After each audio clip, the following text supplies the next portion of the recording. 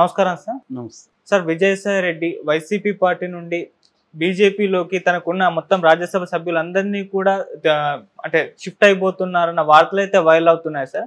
మరి వార్తలో నిజమెంత ఉంది, ఎందుకంటారు? నిన్న ఢిల్లీలో విజయసాయి రెడ్డి ప్రెస్తో మాట్లాడారు. ఆయన ప్రధానంగా చెప్పిన విషయాలు కొన్ని ఉన్నాయి. అందులో ఏంటంటే మామూలుగా మాకు తెలుగుదేశంతో పోలిస్తే మాకు కూడా 15 మంది ఎంపీలు ఉన్నారు, మాకంటే తెలుగుదేశం వాళ్ళకి ఒకరే ఉన్నారని ఆయన చెప్పాడు. ఇది ఒక విచిత్రమైన లెక్క. ఎందుకంటే మామూలుగా తెలుగుదేశానికి లోక్సభలో 16 మంది ఉన్నారు ఎంపీలు, అదే వైసీపీకి 4 ఉన్నారు. నిజానికి తెలుగుదేశంతో పోలిస్తే వైసీపీకి 12 మంది తక్కువ ఉన్నట్టు, కానీ ఈయన ఒకరే తక్కువ ఉన్నారు మాకు వాళ్ళకి పోలిస్తే అన్నాడు. ఎట్లా అన్నాడంటే రాజ్యసభలో ఉండే 11 మందిని కూడా ఇట్లా కలుపుకున్నాడు.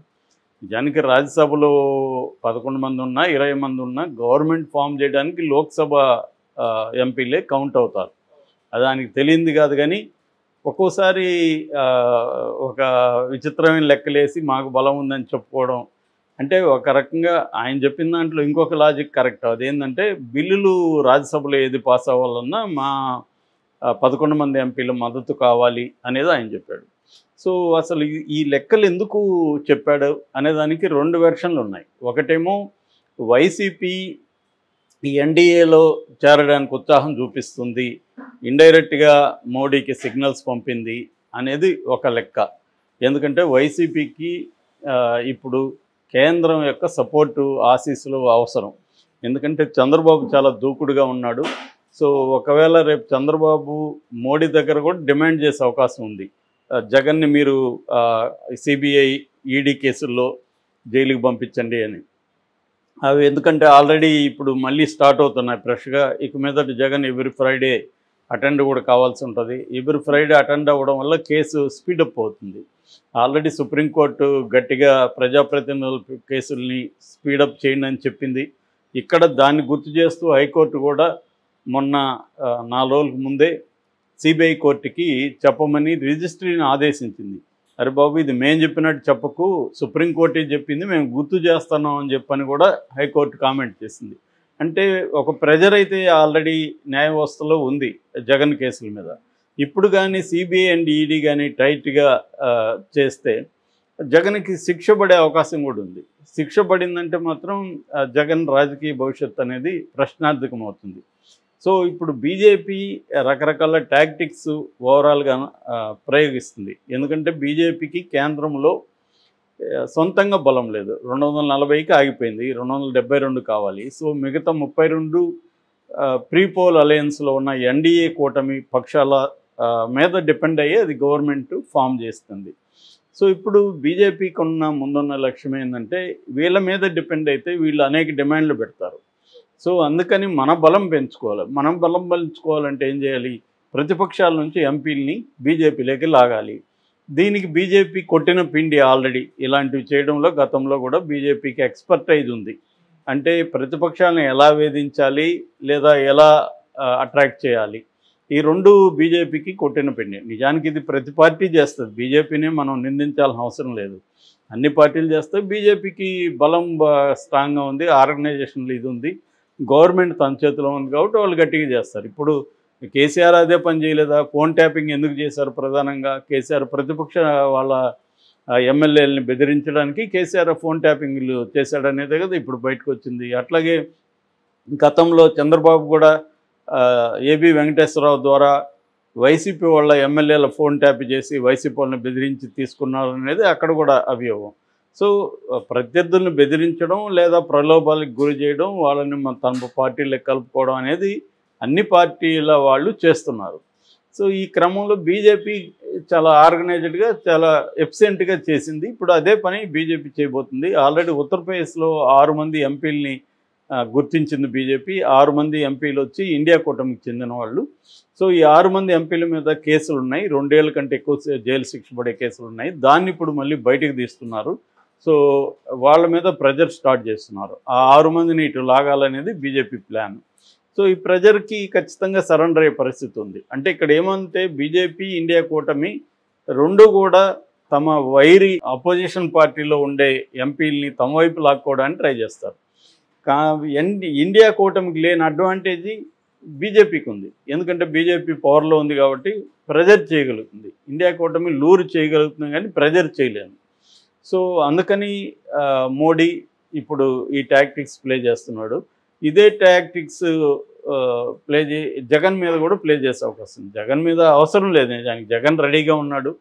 అందుకని బాబు నేను రెడీగా ఉన్నాను, నువ్వు పిలిస్తే నేను వచ్చేస్తాను అన్నట్టుగా మన విజయసాయిరెడ్డి ప్రకటించినట్టుగా మనం అర్థం చేసుకోవచ్చు. దాన్ని బలాన్ని ఇలాగా ఒక ఫేక్ సంఖ్యతో చెప్పి 15 అనేది కరెక్టే, కానీ 15 అనేది లోక్సభ కాదు కదా, రాజ్యసభలో 11 మెంబర్స్ ఉన్నారు. అదొకటి. రెండవ ప్రయోజనం ఏంటంటే ఈ 11 మందిలో అంటే ఇంక్లూడింగ్ విజయసాయిరెడ్డి 11 మంది కూడా బీజేపీలోకి జంప్ అయ్యే అవకాశం ఉంది. సో రాజ్యసభ సభ్యులను కూడా వాళ్ళు లాగేసే అవకాశం ఉంది. ఇటు 11 మంది కానీ అటు వెళ్ళిపోతే ఇంకా బీజేపీని ప్రెజర్ చేయడానికి జగన్ దగ్గర ఏమి ఉండదు. ఓన్లీ 4 ఎంపీలు ఉంటారు. వాళ్ళల్లో కూడా ఒక ఎంపీని, అరకు ఎంపీని వాళ్ళు లాగేసే అవకాశం ఉంది. అప్పుడు ఇంకా వీక్ అయిపోతాడు జగన్. అందుకని కూడా వీళ్ళు ముందే నువ్వు లాగాల్సిన అవసరం కూడా లేదు, మేమే నీకు సపోర్ట్ చేస్తాం బాబు, మమ్మల్ని లాగద్దు, మమ్మల్ని ఇబ్బంది పెట్టద్దు అని మోడీకి సిగ్నల్ ఇచ్చారా అనేది రెండవ వెర్షన్. మూడో వెర్షన్ ఏంటంటే అసలు ఇదంతా కూడా విజయసాయిరెడ్డి ఆడుతున్న డ్రామా. విజయసాయిరెడ్డి బీజేపీలోకి వెళ్ళిపోయే అవకాశం ఉందని, అంటే ఇప్పుడు రోజా వెళ్ళిపోతుందని ఒక వార్త వచ్చింది. అట్లాగా మెల్లమెల్లగా, ఎందుకంటే ఇప్పుడు వైసీపీలో ఉండి చాలా స్ట్రాంగ్గా తెలుగుదేశం వైపు పోరాడిన వాళ్ళందరూ కూడా తెలుగుదేశంలోకి వెళ్ళే అవకాశం లేదు, జనసేనలోకి వెళ్ళే అవకాశం లేదు.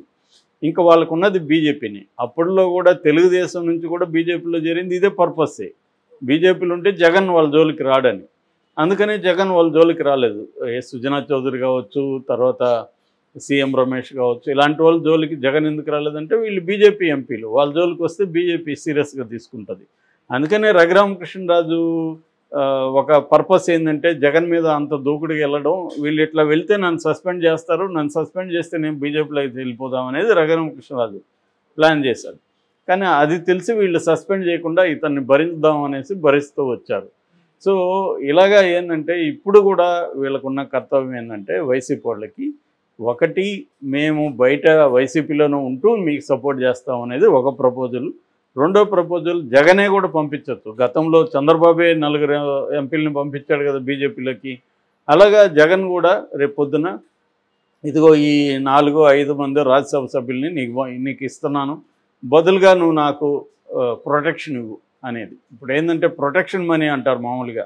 చాలాసార్లు రౌడీలు, నేను రౌడీ అనుకో, నేను నీ జోలికి రాకుండా ఉండాలంటే నువ్వు నాకు డబ్బులు కట్టాలి అనేది ప్రొటెక్షన్ మనీ అనేది ఉంటుంది. సో ఇది పొలిటికల్ పార్టీలు కూడా చేస్తాయి. అధికారంలో ఉన్న పొలిటికల్ పార్టీలు అధికారంలో లేకుండా ఉండే ప్రతిపక్షాల మీద కూడా ఈ పని చేస్తుంటాయి. అలాగా ఇప్పుడు మోడీకి ప్రొటెక్షన్ మనీలాగా ప్రొటెక్షన్ ఎంపీల్ని అప్పగించే పనిలో జగన్ ఉన్నాడా? ఎందుకంటే జగన్ అన్నిటికంటే కూడా జగన్కి ఇప్పుడు ప్రయారిటీ ఏంటంటే తను సర్వే అయ్యి బయట ఉండడం. జైలుకి వెళ్ళిందంటే ఖచ్చితంగా వైసీపీ కక్కాబెలగం అయిపోతుంది. ఆల్రెడీ జగన్ మీద విమర్శలు తీవ్రమైనవి. జగన్ కూడా అలాగే బిహేవ్ చేశాడు. నేను జగన్ వర్సెస్ జనం అన్న ఒక నెరేటివ్లోనే జగన్ ఉండిపోయాడు తప్ప జగన్ ఒక పార్టీలో ఉన్నాడు అనేది మామూలుగా రీజనల్ పార్టీలు అన్నిట్లో కూడా సింగిల్ ఫ్యామిలీ కావచ్చు లేదా సింగిల్ ఇండివిజువల్ కావచ్చు వాళ్ళ నాయకత్వంలో ఉంటాయి. ఇక్కడ కేసీఆర్ అయినా, అక్కడ చంద్రబాబు అయినా, మనకి స్టాలిన్ అయినా, ఎక్కడైనా ఇదే జరుగుతుంది రీజనల్ పార్టీలో. కాకపోతే పార్టీ స్ట్రక్చర్ కూడా ఇంపార్టెంట్. దాన్ని తెలుగుదేశం బ్రహ్మాండంగా ముందు నుంచి కూడా పార్టీ స్ట్రక్చర్ని నిర్మించింది. వైసీపీ ఆ విషయంలో వీక్ అయ్యింది. జగన్ ముఖ్యంగా దాన్ని పక్కన పెట్టేశాడు. అందుకని జగన్ ముందున్న కర్తవ్యం ఏంటంటే వీళ్ళందరినీ నిలుపుకోవాలంటే ముందు తాను కేసుల్లో జైలుకి వెళ్లకుండా తాను బయట ఉండాలి. తాను బయట ఉంటే మెల్లమెల్లగా మళ్ళీ ప్రజల్లోకి వెళ్ళొచ్చు. ఇప్పుడు ఓదార్పు యాత్ర కూడా చేయబోతున్నారని చెప్తున్నారు. అలాగా ప్రజల్లోకి వెళ్ళి జగన్ ఆల్రెడీ 40% ఓట్లు వేశారంటే జగన్ వెనక 40% ఓటర్లు ఉన్నారు. ఓటర్లు అంటే 40% అన్నారంటే అది గణనీయమైన సంఖ్య, అదేం తక్కువ కాదు. చంద్రబాబు కూడా 35 నుంచి పార్టీనే ఉండింది. ఇప్పుడు ఏంటంటే ఇవన్నీ కలవడం వల్ల చంద్రబాబు బలం పెరిగింది. సో అందుకని జగన్ మోడీతో ఎటువంటి రాయబారాలు చేస్తున్నారు అనేది తెలుసుకోవడానికి మనకి విజయసాయిరెడ్డి ఉపయోగపడ్డాడు.